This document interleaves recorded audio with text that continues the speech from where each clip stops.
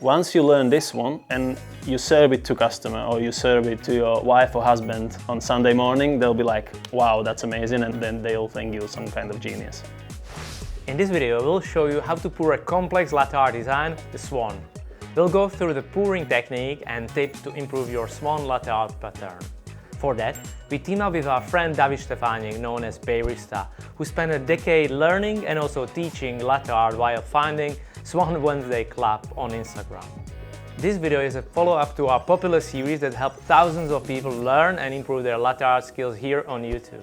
It's our most loved series that got over 4 million views, so check it out after you finish with this video.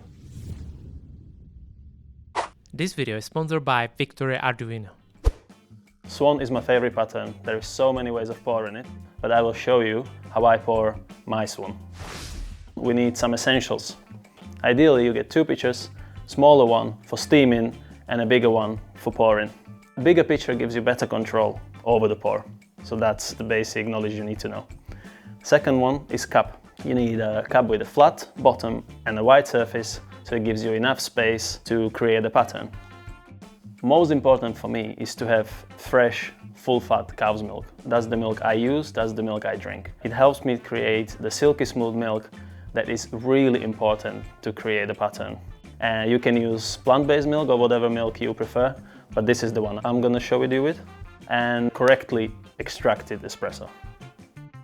Last but not least is some basic latte art knowledge that you need to know. You need to be able to pour rosetta, you need to be able to draw on the surface of a coffee, and you need to be able to finish it with a little heart in the end. Once you got all these combined, you're ready and you're less likely to fail the pour. And now let's get into it. So now I'm gonna show you how to pour a Swan in 4 simple steps. Step 1 is to create the base. Step 2 is to create the wing. Step 3 is body and a neck.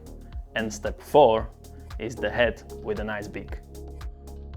Step 1 is to create the base, right? And to create the base, we need to pour a nice espresso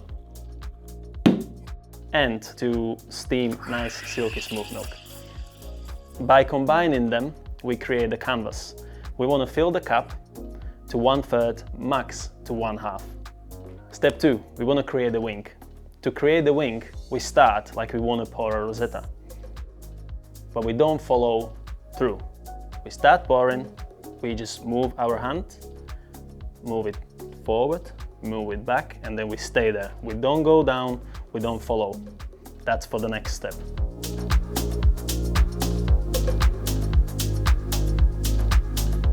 Step 3, body and the neck. When we finish our pour, we go closer to the cup, we follow all the way down on the side of our pattern. We'll do a question mark, how I like to call it, and we stay there, right? Again, we go on the side of the cup, close to the surface, go down, then we create question mark, and then we stay there for the last step. And the last step is a heart that creates the head and a beak. When we are there, when we finished our question mark, we stay in the same position, go down, create the heart, up, and cut to the side that creates the beak.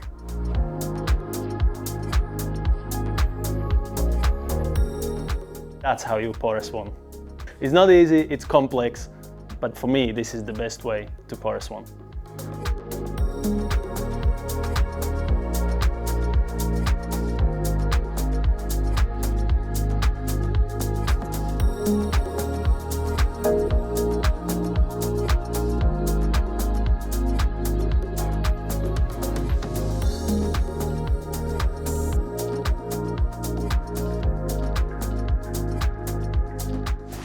Okay, so before we get into some common Swan mistakes and how to fix them, let's talk about the espresso machine David uses in this video. It's Eagle One Prima EXP model from our sponsors at Victoria Arduino. It's their professional single group machine that adds the pure brew technology that unlocks many creative ways to experiment with coffee or tea recipes. Prima EXP is a beautiful energy-efficient machine that can fit easily into many spaces, ranging from small cafes and bakeries to coffee labs like ours or even homes. The technology inside is of a professional espresso machine, but in a very compact size. The internal water tank makes it easy to pack and bring to events, allowing for high-quality coffee service even in a small space. As you saw already in this video, extracting espresso and steaming milk for latte art work flawlessly with the powerful 2.5 bar Cool Touch steam wand. The shape and position makes it easy to adapt to different baristas and milk jugs. Now, David will use it many times in the second part of the video to show you how to fix some common mistakes when pouring Swan latte art pattern. And now, to help you pour Swan faster and better, there is 4 common mistakes that you should avoid, and I'll show you. First common mistake is too much foam. You need to put less air in your milk while you're steaming it. If you have too much air in your milk, it's gonna get foamy and you're not gonna be able to create the base, pour nice crisp pattern. To avoid it, adjust the milk aeration, make sure your steam wand is placed correctly, the tip is halfway in milk, and create the vortex. And create nice silk smooth milk without any bubbles.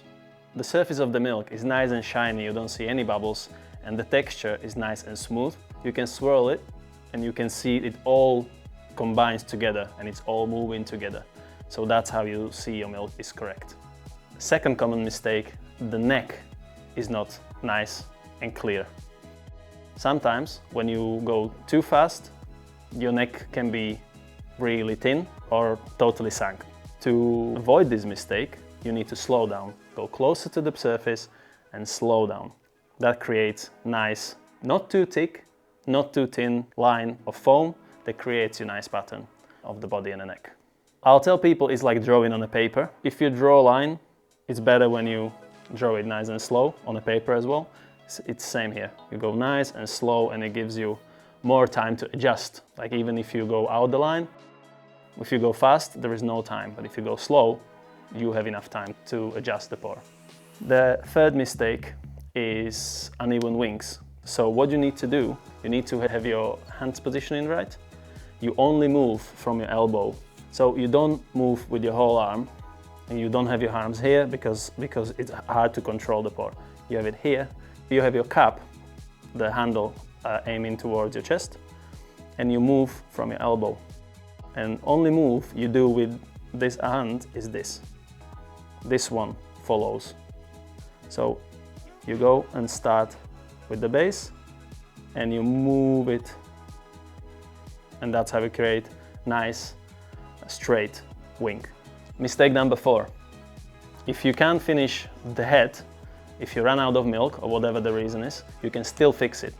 Get a toothpick or get the latte art pen if you have one and just flick it to create the beak. So guys, just remember, keep practicing and don't get frustrated.